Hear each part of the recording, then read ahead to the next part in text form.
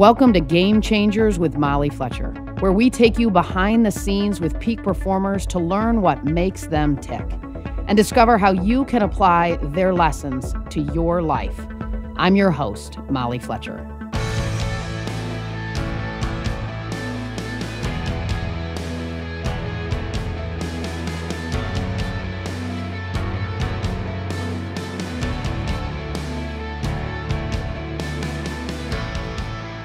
What if we stopped pretending and started getting real? Most of us hide. We play small and don't live up to our full potential. We're afraid we aren't enough, or maybe we're too much. Today's guest is NFL player, humanitarian, and podcaster Sam Acho, author of the new book, Let the World See You. For years, Sam hid who he was because he was afraid of what people might think if they found out that he cared. That he cared about things that weren't normal for his profession. Then one day, he realized there's a better way. Sam's book is all about finding the courage to discover your true self and share it with the world. In his words, let the world see you, the real you. In today's conversation, Sam shares his own personal journey and encourages all of us to share our gifts with the world. In addition to his new title as author, Sam is also the co-host of the Home Team podcast, founder and president of Athletes for Justice, and vice president of the NFL Players Association. His book, Let the World See You, hits stores on October 13th and is available for pre-order now. Let's get to know Sam. Here's my conversation with Sam Acho.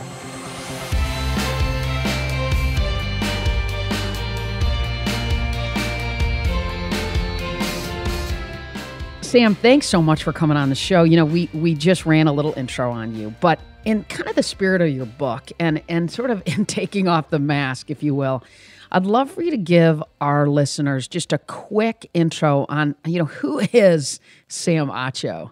Yeah, well, so I'm an author, I'm a speaker, and I'm also an NFL linebacker, right? And so that's the thing. It's like I'm a super emotional, loving, kind guy.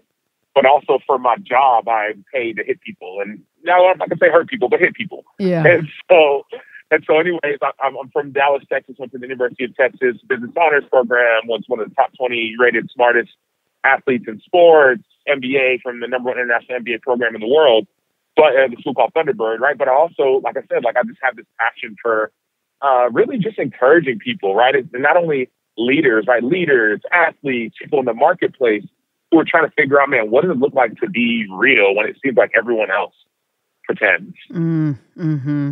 I know in your new book, Let the World See You, which is out October 13th, and it's available for pre-order now, which is absolutely cool. I was able to get a peek at it. Thank you for that. What inspired you to write that book? Yeah, well, that book was really, if I'm being honest with you, Molly, that book, it was squeezed out of me.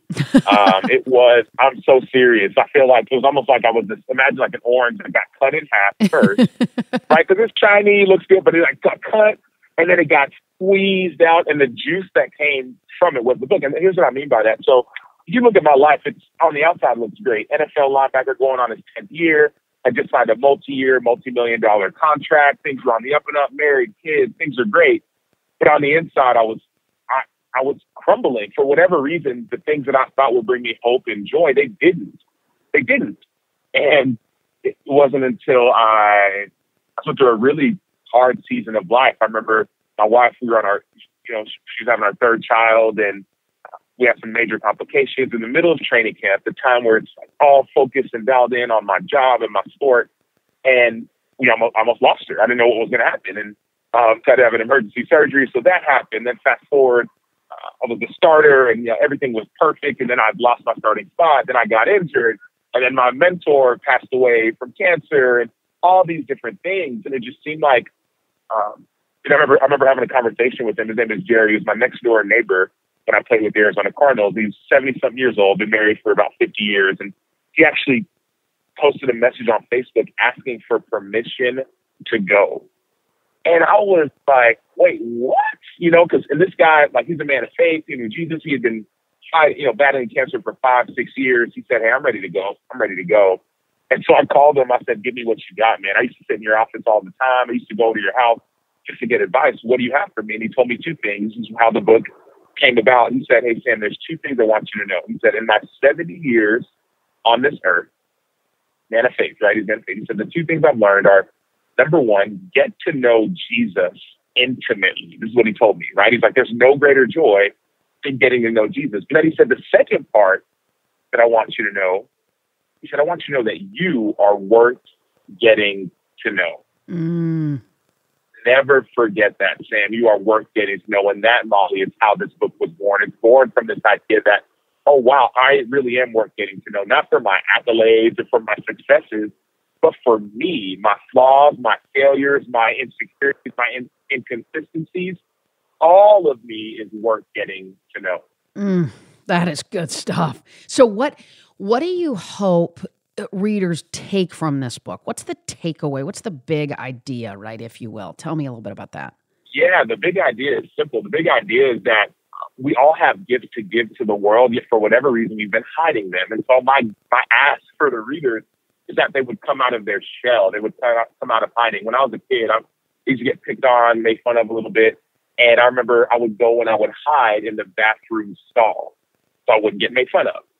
And I thought it would be temporary and grow out of it. But fast forward to my NFL career, there weren't bathroom stalls necessarily to hide in, right? We got these big lockers and showers. But I would hide within myself. If I ever got angry, if I'm the guy who's the big smile, smart guy, right? If I ever got angry, I would hide within myself. I would act like I was okay. If I ever didn't have the answer, I would act like I did. I would act like everything was always okay. And I felt the weight of that, Molly. I wasn't meant to carry it. So my big idea is that when you're you, I think the three things happen. I think that God gets the glory. I think that the people around you benefit. And I think that the world around you thrives when you are you. That's what I believe. And that's what I hope that anyone who reads this book will come to understand. And people hide from the world for different reasons, right? And so when you reflect on it, where do you think that started for you? Yeah, for me, and you're right, people hide for different reasons. Some people hide because they're ashamed of something about them they think won't be accepted. Other people hide because they think that they're too much. I remember reading this book, I think it's called The Boy, the Mole, the Horse, and the Dog. And it was in this book, there's a story of this horse. Obviously, there are all these characters, but as these characters are along their journey, they meet this horse, and this horse is a big, majestic animal. And all of a sudden, as they're on their journey, the horse says, "Hey, well, did you all know I had wings?" And then look and say, "Really?" He said, "Yes, but I never wanted to show anyone because I didn't want to embarrass the other horses." And so some of us hide, Molly, because we have wings, and we don't want to embarrass other people. So some of us hide because of good and hide because of bad. And my goal is to break down all of that. The reason I hid, I felt like a little bit of both. I felt like I had these wings, right? I won the academic Heisman Trophy, right? It's like the highest, most prestigious award you can win in college. I got a $25,000 postgraduate scholarship to go get my MBA from any school in the world. Yet my teammates in the NFL and the coaches, it didn't make sense to them. At least I didn't think it did, right? It's like, no, you're a football player, so play football. Forget school, forget academics, right? Forget emotions, forget all these things. So I didn't want to show that I am a kind and a sensitive and an emotional person. So I wanted to hide that side of me. Other people hide because they just feel like they're not enough. And there's a little bit of that in me as well. Man, am I going to be good enough or strong enough or fast enough or smart enough? And I want us to understand that, no, you are enough just the way you are. And yes, you're going to continue to get better. No, it's not about being stagnant, but understanding that we can be kind to ourselves. We can love ourselves and still love others. And so when did that sort of masking, right, of your emotions, when did that become, problematic for you, right? Like if you, in other words, when did you sort of say, you know what, this is something I need to tackle, right? No pun intended, by the way, on that one. Yes. No, well, it's really right as the book kind of got started in 2018. I was going to I had made it. I was 3 times the average of an NFL career. I had just signed a couple $1 million contract. I had made it. And I remember a week before training camp, before we reported to practice, I was in tears. I was sitting with a friend. I said, man, I just can't wait for this season to start because I don't know what's going on. I felt like emotionally, I didn't have a good relationship with my friends, my family, my wife, my kids. It seemed like things weren't going well. And I told my buddy, and usually I would have never even told one of my friends. Right, sure. It just was too much. I just told him, and I started crying. in front of him. This is the guy who's known me for years, never seen me cry, never seen me mad. And I start crying, and he says, man, I said, I just need the season to start, then I'll be okay. He said, Sam, if that's how you are right now, he said, I'm afraid of what happens when football ends, whenever you retire. And he said, in all reality, he said, maybe you should go talk to a counselor, talk to somebody. And so I did, right? And in the midst of this conversation, I'm crying, and he says, oh, by the way, it's nice to see you, Sam. Oh, wow. And I'm like, what do you mean, right? Because I'm thinking, like, people don't want to see this. They don't want to see my anger and my tears. He said, it's nice to see you. So fast forward a week later, the day we report to training camp, the day I'm supposed to kind of be the hero, that morning I'm meeting with a counselor for the first time in my entire life. And as we're talking, he asked me a question. He said, Sam, what do you do when you get angry? And my simple response was, well, I don't get angry. And Molly said, well, everyone gets angry. So Sam, what do you do when you get angry? And after a few more back and forths, I proceeded to start crying uncontrollably. I did not know where these tears, where these emotions came from. And he looked at me, and you can guess what he says. He says, it's nice to see you, Sam. And he says, oh, by the way, get used to hearing that. So this book is this journey of being seen. The very next day I report to training camp, and my teammate sees me kind of sitting alone. He asks what's going on. Usually I would say I'm fine. This time I say I'm not. He tells me, Sam, let it out. Whatever's inside, let it out. And I did. I start crying again in front of my teammates now. And what does he say? He says, it's nice to see you, Sam. And so that's what this book is all about. That's good stuff, man.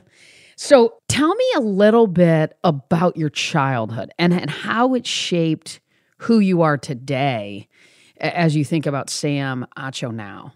Yeah, well, it's interesting, Molly. This is how the book starts. My parents were born and raised in Nigeria, so I grew up in a Nigerian household. And what that means is they were first generation. They just come to America, so the values are education, family, discipline. That's what we live by. And so that's the household I grew up in. But I went to an all-black church in South Dallas. So I went to an all-black church, but then I also went to an all-white school, essentially. The number one rated private school in the United States, a school called St. Mark's School of Texas. And so I almost grew up in these three different worlds. At home, it was very perfection-oriented, at least for me, being the first son of these Nigerian immigrants and this whole, you can call it pressure, right? So there was this performance there. At school, there was this idea of me being one of the three black kids in my entire grade and not really understanding just what that really meant. And then at church, yes, I was black, but culturally I wasn't black, right? Like culturally I was Nigerian. So there's almost like this interesting intersection of cultures. And so for me, I always felt like I had to perform. I don't know if it was just kind of who I was. I was good at things. I was good at football, good at basketball, good at school, right? And so somewhere along the line, though, I think something flipped where instead of performing because I wanted to, I performed because I felt like that's what helped people love me better. Interesting. So you attached your praise came from what you did, from your performance, if you will. Got it. Okay. I don't know if it was necessarily intentional, but I think just the way our world is wired, it's like, wow, you're this football star. Wow, you're so smart. Wow, you're this, you're that. And so all of a sudden you start associating your identity with your performance. And as we all know, that's really, really unstable ground, right? Obviously, I grew up, my dad was a pastor. My mom we grew up going to church and like saw the foundation in Jesus, right? That's my faith in God. But also there was something else that connected of like, well, maybe if I perform better, then I will be better. And that's a little bit of me from. Mm-hmm. And as a high school football player, what is it? Something like 2%, make it to the league, right? And when did you begin to sort of believe, you know what, I think I can do this for a living, right? I think I could do this at the professional level. Yeah, well, funny enough, I actually didn't start believing that until my junior year in college. So I'm from Dallas, and in Texas, people talk about it, the football state, football capital of the world. The school I went to was not a football school. We were an academic school. We were a school that would close the weight room in order to have people go study for their final exam. That's the kind of school that I went to. Went to school where in fifth grade, one of my classmates won the national spelling bee. The word he won was on Coco Curante. That was His word. And so that's the school I went to.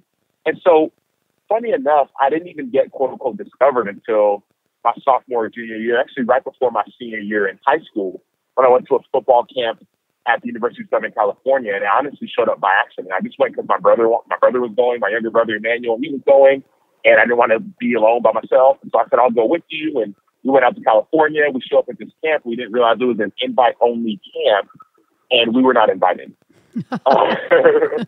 And so we weren't invited, and for whatever reason, they let us into the camp.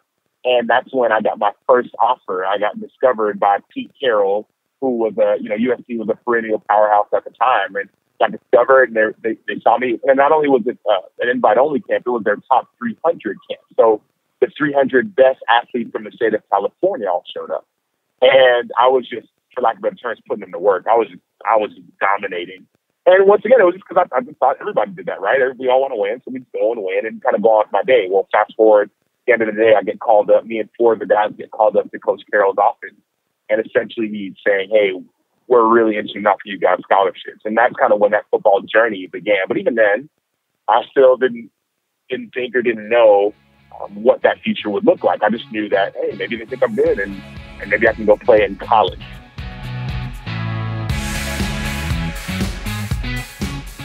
Hey, friends, so in just a minute, we're going to get back to my conversation with Sam.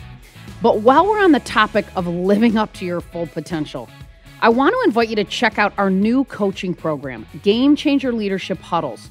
If challenging conversations, personal growth, and group accountability sounds like something you'd love, then make sure you check out this program. Our members are loving it. And if you don't, you can drop out at any time. But you won't. I promise. Get signed up today at mollyfletcher.com/leadership-huddles and become part of this amazing and growing community. Again, that's mollyfletcher.com/leadership-huddles. Can't wait to see you in the huddles.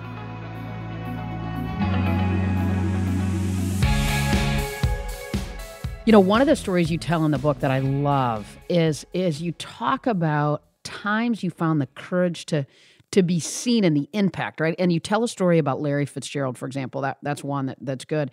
You know, is there a story that you can share with our listeners that sort of illustrates this, right? Illustrates this time that you found the courage to be seen and how it changed you, how it impacted you? Yeah, I think the Larry Fitzgerald story is a great one. He's a guy, he's going on his 15th year in the NFL, future Hall of Famer, one of the best players in the NFL, and I just got drafted to that team, the Arizona Cardinals.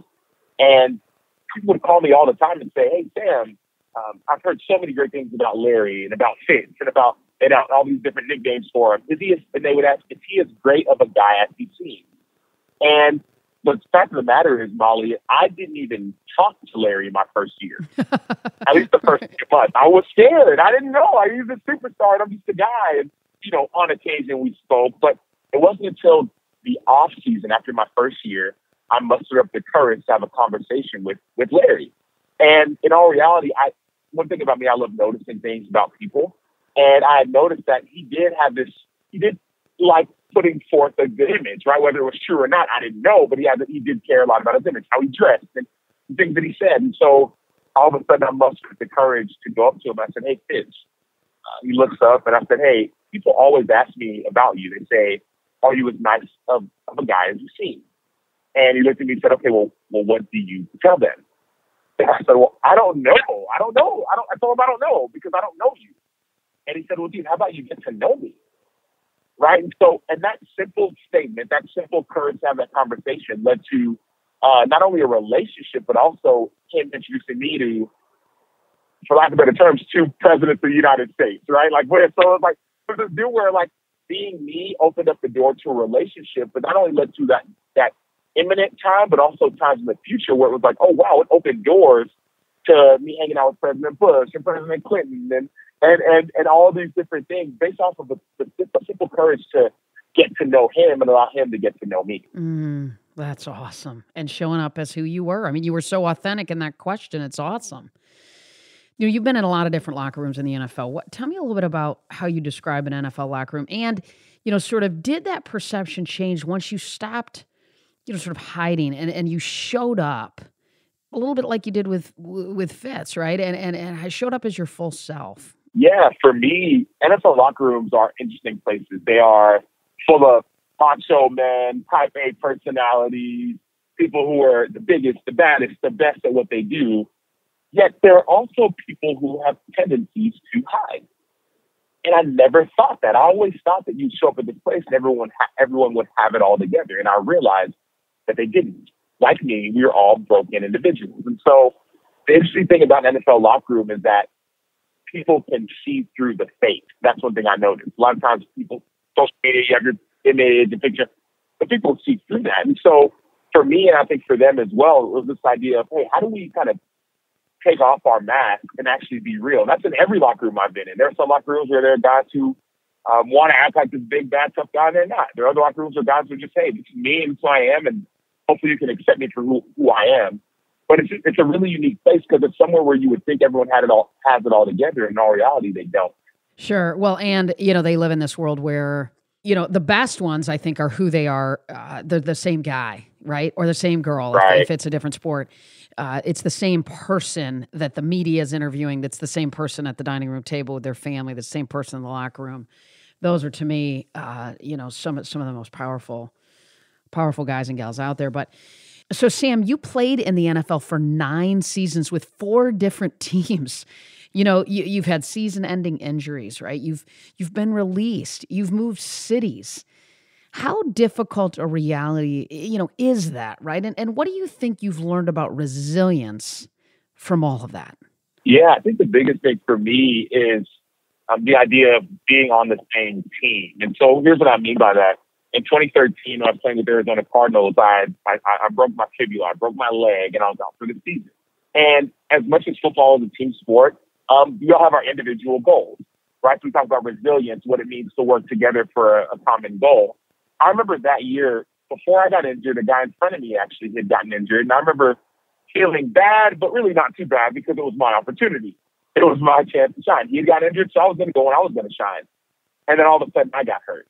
And not only, but I got hurt, but the interesting thing about it was the guy who just got injured not too long before, he came up beside me and he embraced me. He came and he embraced me and he showed me that he did care about me. And so I think what I learned more than anything was that, like, we are all going through something, right? So in this world, whether it's COVID, whether it's race relations, like, we're all going through something. And I think the biggest thing we can do is not only actually try to do it with someone else. Try not to do it alone. To me, it's so easy, and I saw this a lot as an agent, it's so easy for the sport to become your complete identity, right?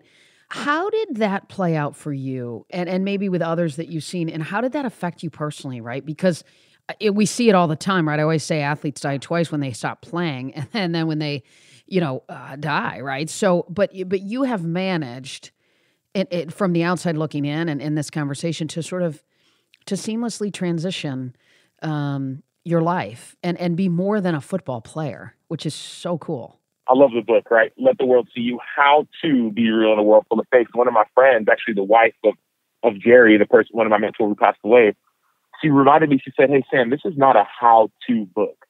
I said, "What do you mean by that?" She said, "Sam, you're going through it just like everyone else is going through it." And so as much as you want left to right how to be real, it's like, no, this is about being real. And so I'm in this process, Molly. I'm a person who's I'm doing, and I'm learning. And so I'm in this process now. And I've cared about it a ton because I don't know about the corporate world, but in the NFL, when you retire, 80% of NFL players are either divorced, depressed, or bankrupt within 3 years after retirement. Oh, it's heartbreaking. That's heartbreaking. And I was a stat as of when I came in the league in 2011, and maybe it's changed a little bit now. It's been one of my goals to try and help change that. But it's heartbreaking. And that can only be attributed to putting your identity in something that doesn't put its identity in you. Any sport, any job, even being a parent, you start putting your identity in something that doesn't put your identity in you. My dad, I mentioned, is a pastor. He preached on Sunday, and he gave a sermon. He said, be careful about loving someone or something that doesn't love you back, because if you do, it or they will hurt you. And it's interesting. And I was started thinking about that more in football. Football is a sport where, man, for me as a linebacker, if I get enough sacks, I'll be successful, right? If I go sack the quarterback, or if I play enough years and make enough money, I'll be successful. And you start to realize that that's not true, because success cannot be based off your performance, because it's not even cyclical. It's more like sinusoidal. It's up, it's down, it's high, it's low. You never know what it's going to be, no matter how hard you work. And so imagine how unstable one might be if you put your identity in your performance. And so to answer your question, I'm on the journey, just like you, just like everyone else, of being real. I'm not hiding from it anymore. I'm starting to embrace this journey of authenticity. That's awesome. Well, I know I always talk about how there's such a big difference between achievement and fulfillment. And I think at the core, we're all chasing fulfillment, not achievement, but it gets easy to chase achievement, which in my opinion, you've got your ladder leaning up against the wrong wall, and you can get to the top and go, wow, that's it. Right. I mean, that's it. That's not enough, because it's not enough, in my view. But one of the things that's so cool right now, Sam, is we see so many athletes embracing other interests, right? And you're doing this, right, as an NFL guy, and I feel like they're more comfortable being seen as more than an athlete. And so why do you think that we're seeing this shift a little bit? Well, I think, and I love the point you're making about the shift, because 3 years ago, you would never have seen this many athletes speak out. 3 years ago, 4 years ago in 2016, Colin Kaepernick was shunned for taking a knee. Very few NFL players, very few other athletes even agreed with him or did anything similar to what he did. But now we're seeing not only individual players, but entire teams and leagues taking a knee, stating that Black Lives Matter, stepping into areas and speaking out for those who can't speak up for themselves. I know back in 2016, I got a chance to do that. I got a chance to go. Though our team decided to lock arms instead of taking a knee, we locked arms in protest. We got a chance to bring people together and say, what are we going to do to actually make a change? And now fast forward, the thing that was seen as so taboo, it's like wearing a mask. 2 years ago, if people walking around with masks, you'd have thought they were crazy. Now, if they don't have a mask, you think that they're nuts. And so it's the same way. Athletes are stepping into their role and almost stepping into their identity of being spokespeople, being activists, being activators, being conduits for people who would never dig deep into society to see that, hey, these issues don't just affect people outside of my community, they affect people inside my community as well. I think it's interesting because you've always been involved in your communities, and you talk about community that you call home, wherever that is, whether it was at Austin or Phoenix or Chicago or Nigeria, right? And you were the Bears' Walter Payton Man of the Year nominee twice. I know this is important to you. Why is it so important to you? Yeah, I think it goes back to that question of the way I was raised. My parents, 30 years ago, started a nonprofit. When they left Nigeria, they came to America and they saw that there was a huge disparity in healthcare. And so they started a nonprofit where every summer they'd go back with doctors and nurses and surgeons, dentists, ophthalmologists, pharmacists, and they would do free medical care for people who needed it. Fast forward to 5 years ago, 25 years after they started it, they had a dream to build something more permanent, to build a medical center. And so now Living Hope Medical Center is now open and running in Nigeria. And so for me, giving back and serving and helping people who are in need, it's in my blood. It's kind of what I do, whether I would have been playing football or not. It's who I am. And so that's, people say, well, hey, did you do it for the awards? Or did you, a lot of people, when they get in the NFL, they start foundations because that's the thing to do, or they do football camps or whatever. I would be doing that regardless. I think that you talk about passion, identity, that's just who I am. That's fantastic. But you've expanded on that, right? From the traditional, foundation work and the kids camp. You've gone a little deeper, which is really cool. What advice would you have for someone out there listening who's struggling to figure out who they are, who's struggling to sort of take the mask off, if you will? Well, what I would tell them is, I would say, I know what it's like. I know how you feel. I know it can be intimidating. I know it can seem insurmountable to really let the world see you, but I'll just tell them that the freedom that you experience when you show yourself to the world, there's no greater freedom and there's no greater joy. I would say that taking it will get you in the door, but being you will open up doors you could never imagine. And so I would just encourage anybody listening just to give it a shot. It may not be a big jump or a big leap, but just give it a shot. Try to be honest with yourself. Be kind to yourself. Be kind to others. Be honest with others. and just see the joy and the fruit that comes from it. That's awesome. And what are the 3 things? Highlight those again, if you would, for our listeners, of what you found when you did it. Yeah, I would say when you're you, one thing that I've learned is that when you're you, God gets the glory, right? Like I believe that God created us and he gets glory when we're doing the things that for being who he made us to be. I think that happens. I think that the people around you will benefit greatly from you being you. I know in the Larry Fitzgerald example, not only did I benefit, but he benefited as well because he got a chance to show me who he was. And also I think that the world around you will thrive when you are you. Doors will open, freedom will happen, and you'll realize that the fact that you are you, you're allowing others to be themselves as well. So, Sam, we end with rapid fire, so I'm going to hit you with some quick questions, and you just tell me what comes up. You ready? Awesome. Ready. All right, introvert or extrovert? Extrovert. Favorite book? Ooh, Let the World See You. Good answer, man. That was. Did I tee that up for you or what? One thing on your bucket list? I still want to go to Spain. You want to go to Spain? Cool. Yeah. Toughest NFL player you've competed against? Ooh. Peyton Hillis, who's that running back who was on the cover of Madden back about 4 or 5 years ago.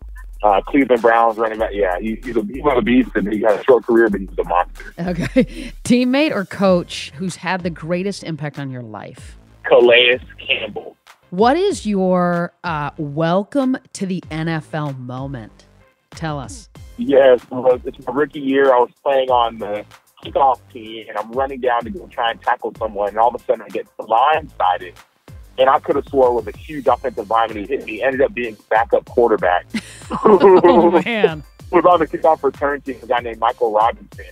And he lit me up. And that was my welcome to the NFL moment. That's awesome. All right, so the show's called Game Changers. So who's a game changer that inspires you and why? Jason Wright. Jason Wright is a game changer who inspires me. The new president of the Washington football team, first African-American president in NFL history. And the reason he inspires me is that when I got drafted to Arizona, the first name I heard throughout the locker room was Jason Wright. He's a former NFL running back. He had dressed up the Cardinals, and he had left a huge imprint on not only his teammates, but the entire facility.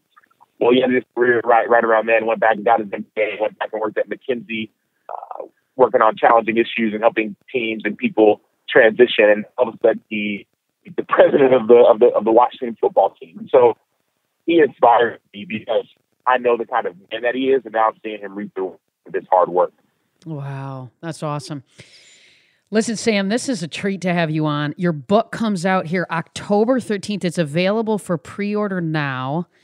I got an opportunity to read this in advance of our conversation, and I can't encourage people enough to check it out. So thanks for joining us. Thanks for having this conversation. You are a man that the world needs to see. So thanks. Thank you so much, Molly. And anybody who wants to go check it out, go to samachobook.com. I'm so glad you got a chance to read it, and I can't wait for people to hear the message as well.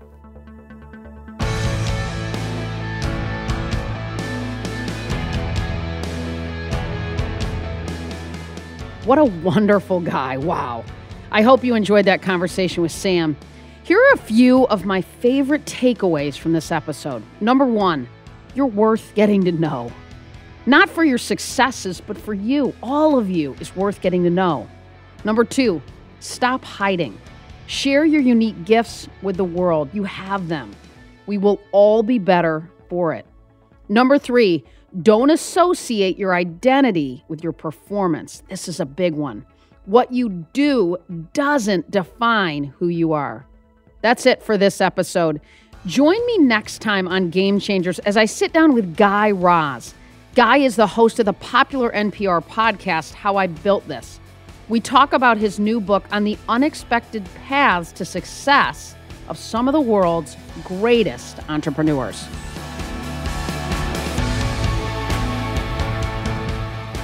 Thanks, as always, for listening to Game Changers with Molly Fletcher. If you like the show, be sure to subscribe on Apple Podcasts. There you can listen to previous episodes and leave us a review, which helps other people find out about the show. For more about me, visit mollyfletcher.com. Until next time, stay curious and be bold.